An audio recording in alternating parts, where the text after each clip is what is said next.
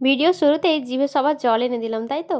আজকের ব্লগটা শুরু হয়েছিল শালবনী সবজি বাজার থেকে। আজ 23শে ফেব্রুয়ারি সকালবেলা বাবার সাথে এসেছি বাজারে। তার একটা কারণ আছে।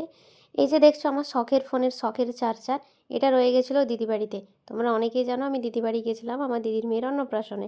তাড়াহুড়োর মধ্যে আসতে গিয়ে চার্জার ফেলে চলে এসেছিলাম।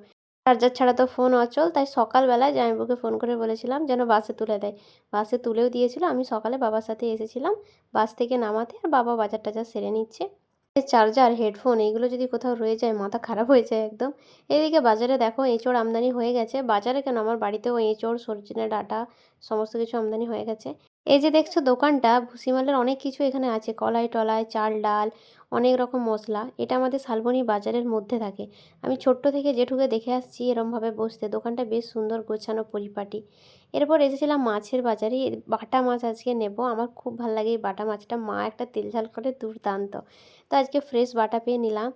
জানো তো আমাদের দোকানের চাপের জন্য আমার বাবা রোজ বাজারে আসতে পারে না। 2-3 দিন ছাড়া ছাড়া আসে আর অনেক বাজার নিয়ে চলে যায়, যেন আমাদের চলে যায়। আর মাছ মাংসটা সবসময় বাড়ির পাশে টাটকা পেয়ে যায়। তাই সবজিটা 2 দিন রেখেও দেয় ফ্রিজে, সমস্যা হয় না। আচ্ছা, এরপর অনেকদিন পর একটা জিনিস দেখতে পেলাম। এটাকে তোমাদের ওইদিকে কী বলে আমাকে জানিও। আমাদের এইদিকে তো শামুক বলে। ছোট থেকে জেনে এসেছি এটাকে ছাড়িয়ে খেতে হয়। ফেসবুকে আসার পর দেখতে পেলাম যে এটাকে নাকি গোটাও খাওয়া যায়। এইদিকে আমাদের বাজার হয়ে গেছে, গাড়ি ভর্তি হয়ে গেছে একদম। দেখো বাবা ঠিকমতো বসে যেতেও পারছে না। তার মধ্যে নিয়ে নিয়েছে একটা ফ্যান।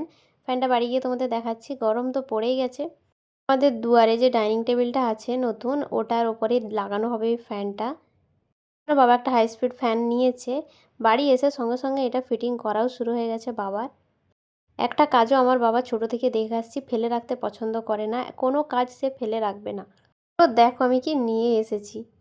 আমার প্রিয় কুল। এটা এখন ধুয়ে মাখবো কাজের জন্য। আমি এই কুলগুলো মাখাও খেতে পাচ্ছি না। এগুলো আমার মামা বাড়ির কুল। ওই যে বললাম দিদি বাড়ি গেছিলাম, তো মামা বাড়ি থেকে দিদা মামারে নিয়ে এসেছিলো, ওইগুলো আমি নিয়ে চলে এসেছি। এটা টক কুল। এছাড়াও অভিদের বাড়ি থেকেও মা আমার জন্য অনেক মিষ্টি কুল পাঠায়, ওটা তো খুবই ভালো, একদিন তোমাদেরকে দেখাবো। এটা টক মিষ্টি কুল। এই যে এদিকে দেখো মাখিয়ে নিয়েছি। কার কার জিভে জল আসছে বলো। এখন ভিডিও এডিট করছি, আমারও জিভে কিন্তু সত্যি জল পড়ছে। এরপর চলে এসেছিলাম শালবনী বিডিও অফিসে। এসে নিয়ে দেখছি বাপরে, এখানে তো চলছে কুম্ভ মেলা। এখানে চলছে ভূমিহীন, যুবসাথী, এই সমস্ত কিছু ফর্ম ফিল আপ। দাদার দোকানে এসেছিলাম। অবস্থা দেখো, দোকানের সামনেও মানুষ শুয়ে পড়েছে, এত পরিমাণে ভিড়। মানুষের সমাগম দেখে তো আমি অবাক। রাস্তাটা পুরো ব্লক হয়ে গেছে, প্রচুর পুলিশ আছে এখানে। যাই হোক, কাজ সেরে আমি বাড়ি চলে এসেছিলাম। এসে নিয়ে বানিয়ে ফেলেছিলাম একটু সন্ধেবেলা গরম গরম ম্যাগি। বেশ অনেকদিন পর ম্যাগি খাচ্ছি, সপ্তাহখানেক খাইনি।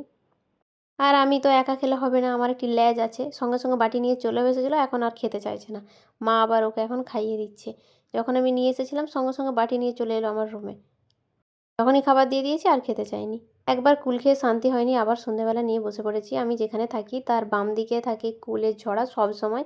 আর একটু নুন নিয়ে চলে এসেছি। এইদিকে রেখেছি একটা ক্যারি ব্যাগ, এখানে বীজগুলো ফেলছি। আমার গোটা রুমটা কুলের গন্ধে মোমো করে। আমি অনেক কুল স্টকে এনে রেখেছি, আর আমি না খেয়ে থাকতেও পারি না ভাই। চলো তাহলে আজকের ব্লগ রাখি, আমি আপাতত কুল খাই।